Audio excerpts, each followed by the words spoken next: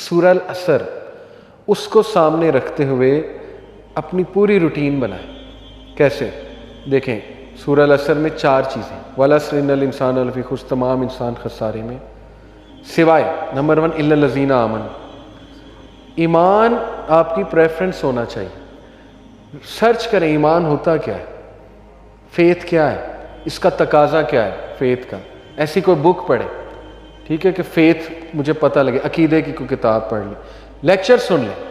Things that matter मेरी एक series है, उसमें मैंने इस पे सीज़न 1 में मेरे चैनल पे, उसमें मैंने ईमान पे बहुत डिस्कशन की है, फेथ पे बहुत ज़्यादा डिस्कशन की है कि ये बढ़ता कैसे है, कम कैसे होता है। ठीक है, तो पहला काम करने वाला ये है कि आप अपनी रूटीन में वो अमाल लाएं जो फेथ को बढ़ाने वाले, ना कि काम करने वाले। म्यूज़िक से ईमान को आग लग जाती है, ठीक है। Music breeds hypocrisy in the heart, ये इब्न कय्यम का कोट है और बिल्कुल सही। म्यूज़िक ज़्यादा सुनने से इधर हिपोक्रेसी आती है, इंसान गुनाहों की तरफ चला जाता है। ठीक है, आजकल का तो म्यूज़िक बना इसलिए सेटनिज़म की इंडस्ट्री की तरफ से, वो तो ट्यून्स ही ऐसी हैं कि वो आपको ज़िना की तरफ जो है ना वो ले जाती है वो चीज़ आहिस्ता आहिस्ता। ठीक है, तो उसको अवॉइड करना बहुत ज़रूरी है। ओके, तो ऐसे अमाल जिनसे ईमान घटता है वो निकाले जाएं, ऐसे अमाल जिनसे ईमान बूस्ट होता है उनको ऊपर लाया जाए। एक ब्रदर माशाल्लाह यूथ क्लब के साथ एसोसिएटेड हैं, आज से 2 साल पहले वो आए थे कि उन्हें OCD है। OCD समझते हैं, ऑब्सेसिव कंपल्सिव डिसऑर्डर, और इतना इलाज करा लिया था, नहीं ठीक हो रहा, दवाइयों पे दवाइयाँ, साइकोलॉजिस्ट। आज उसने पिछले ही दिनों मुझे बताया कि माशाल्लाह जब से मैं आप लोगों के दरमियान बैठना शुरू हूँ, दीन का काम करना शुरू किया है, बिज़ी हुआ हूँ, OCD ख़त्म हो गया। ये जो बीमारियाँ ना, OCD, major depression, generalised anxiety, ये अल्लाह ताला मतलब ज़िक्र मेरे अपने जो है ना अंकल, उनको किस डॉक्टर को हमने नहीं दिखाया, पर्सनली मैंने, मेरे बहुत क्लोज हैं, नहीं ठीक हो। जनरलाइज्ड एंग्जाइटी थी, पैनिक डिसऑर्डर था, पैनिक पड़ते थे, और माशाल्लाह अभी 1 साल बाद कहते मैंने अल्लाह के नामों में स्ट्रेंथ फाइंड की, उनका जिक्र किया अल्लाह के नामों का, और अल्लाह सुब्हानहू तआला ने मुझे सेहत दे दी, शिफा दे दी। ठीक है, इसलिए मुसलमान के पास तो इतनी पावरफुल चीज़ है, इतनी पावरफुल चीज़ है कि जिस दिन आपको पता लग गया ना कि जिक्र है क्या, तो आप 1 मिनट भी जिक्र के बगैर नहीं बैठेंगे। अब देखें, सर्च करें गुड डीड्स में सबसे पहले नमाज। ठीक है, पहली बात थी ईमान, ईमान लाओ, ईमान को बूस्ट करो। नंबर 2 अमल साले, सूरह असर। अमल साले हैं क्या? इब्ने मसूद ने अल्लाह के नबी से पूछा, या रसूलल्लाह which is the best of deed, या रसूलल्लाह बेहतरीन अमल क्या है? क्या फरमाया? प्रेइंग, नमाज ऑन इट्स प्रिस्क्राइब टाइम, कोई और नहीं। ये नहीं कि भूखों को खाना खिलाओ या फलाने की मदद करो ना, पहला अमल प्रेइंग नमाज ऑन इट्स प्रिस्क्राइब टाइम। क्यों? क्योंकि वो अल्लाह का राइट है। अगर आप अल्लाह का राइट पूरा नहीं कर रहे तो फिर तो कोई फ़ायदा नहीं ना।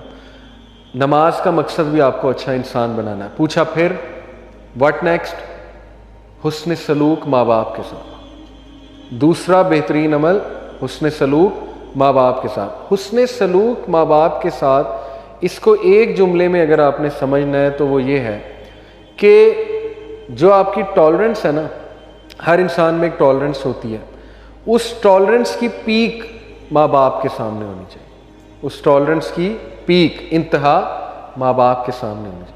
माँ बाप आपको बहुत हर्टफुल बातें करेंगे, हो सकता है बहुत ज़्यादा ऐसी बात कर दें कि आप टूट जाएं, हो सकता है कुछ गलत डिसीजन ले लें, लेकिन हमेशा जितनी टॉलरेंस आप अपने बेस्ट फ्रेंड को दिखाते हैं ना कि यार नहीं इससे दोस्ती ना छूट जाए, ताल्लुक़ ना ख़राब हो जाए, तो आप अपने अंदर खुद बर्दाश्त लाते हैं। ठीक है, जितनी टॉलरेंस हम बॉस को दिखाते हैं ना, किसी बॉस को, कि यार नहीं मेरी सैलरी रोक लेगा, इसके सामने गुस्से नहीं होना। ठीक है, ये टॉलरेंस के हकदार माँ बाप हैं। जितना बर्दाश्त कर सकते हैं ना माँ बाप को करें।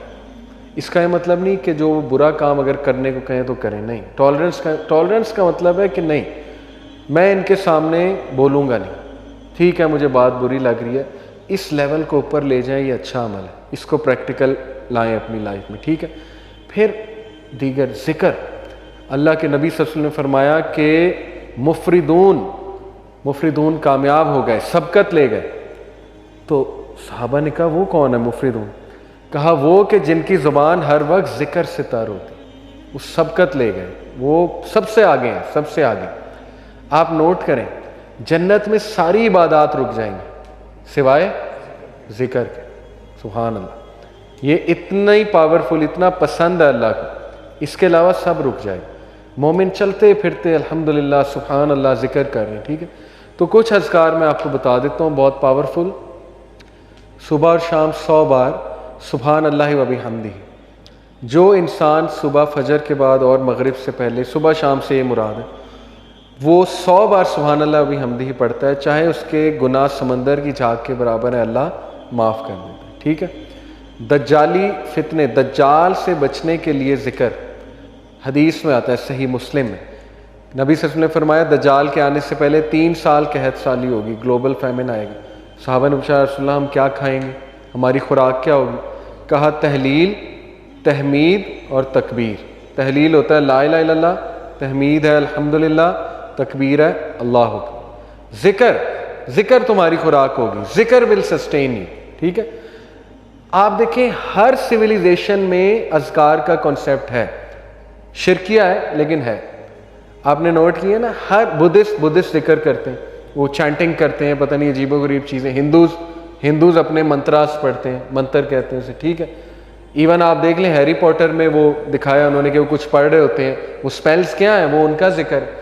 तो हर तहजीब में ज़िक्र रहा है, लेकिन जो ज़िक्र, यकीन करें जब आप 3 बार ये तीनों कुल पढ़ लेते ना, कुल अल्लाह, कुल औज़ बि रब्बिल फलक, कुल औज़ बि रब्बिन नास, लेकिन ज़रा इधर से कॉन्शियस हो के आपके इर्द गिर्द एक फील्ड क्रिएट हो जाती है 3 बार।